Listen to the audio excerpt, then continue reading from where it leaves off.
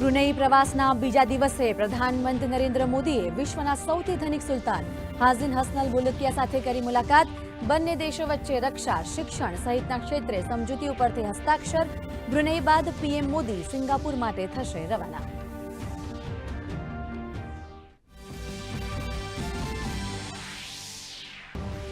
હરિયાણા વિધાનસભાની ચૂંટણી માટે આજે ભાજપ અને કોંગ્રેસ જાહેર કરી શકે છે પહેલી યાદી। તો જમ્મુ કાશ્મીરમાં તમામ પક્ષોએ પ્રચાર માટે લગાવ્યું જોર। રાહુલ ગાંધી રામબન અને અનંતનાગમાં કરશે ચૂંટણી પ્રચારની શરૂઆત।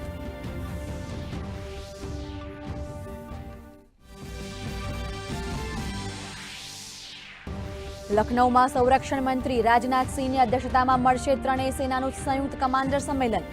એક જ સ્થળે તમામ કમાન્ડર સાથે સુરક્ષા મુદ્દે થશે મહત્વની ચર્ચા।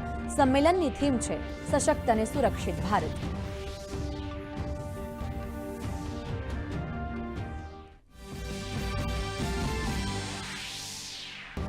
ઉત્તર, મધ્ય અને દક્ષિણ ગુજરાતમાં આજે ભારે વરસાદની સંભાવના।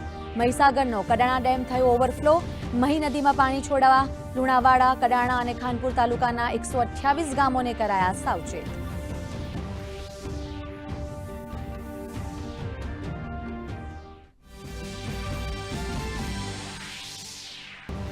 પ્રાથમિક શાળાઓ અને આંગણવાડીમાં મધ્યાહન ભોજનના નવા મેન્યુનો રાજ્યભરમાં અમલ।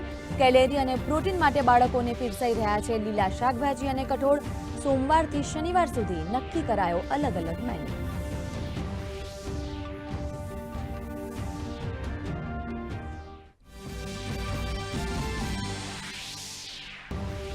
જૂનાગઢની સરકારી પોલિટેકનિક કોલેજના પ્રોફેસર રણજીત પરમારને આવતીકાલે રાષ્ટ્રપતિના હસ્તે અપાશે એવોર્ડ।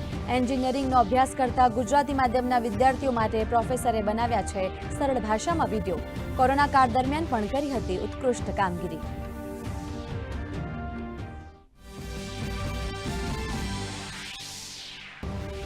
પેરિસ પેરાલિમ્પિકમાં ભારતના ફાળે અત્યાર સુધી 20 મેડલ।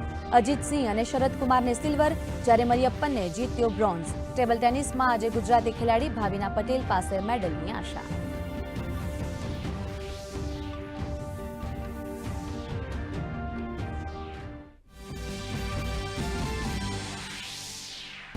અને ભારતીય શેર બજારમાં કડાકો। સેન્સેક્સ 700 અંક તૂટ્યો। નિફ્ટી પણ 25,100ની આસપાસ। આઈટી અને મેટલ સ્ટોક્સમાં ઘટાડો।